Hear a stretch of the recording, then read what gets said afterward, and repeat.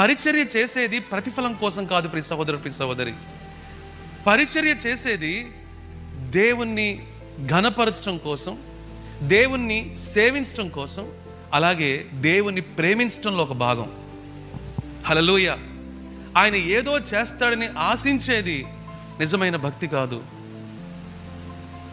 ఆయన ఏమై ఉన్నాడో, ఆయన ప్రేమ ఎటువంటిదో, ఆయన శక్తి, ఆయన సామర్థ్యం, ఆయన కృప, ఆయన ప్రేమ, ఆయన వాత్సల్యం ఎటువంటిదో తెలుసుకొని ఆయనకు మనము ఏదైతే చేస్తామో అది దేవుని దృష్టికి అంగీకారమైన భక్తి. ప్రియ సహోదర, ప్రియ సహోదరి, ఈరోజు చాలామంది పరిచర్య చేసి అలసిపోయేవాళ్ళుగా, విసిగిపోయేవాళ్ళుగా, వేసారిపోయేవాళ్ళుగా ఎందుకుంటున్నారో తెలుసా?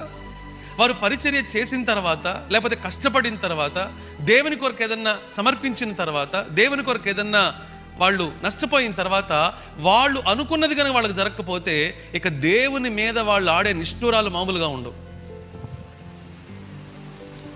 దేవునికి దూరం అయిపోతారు, దేవుని మీద సణుగుతారు, దేవుని మీద గొణుగుతారు, దేవుని పట్ల కష్టంగా మాట్లాడతారు, ప్రార్థన చేయడం ఆపేస్తారు, మందిరానికి రావడం వెనకబెట్టేస్తారు.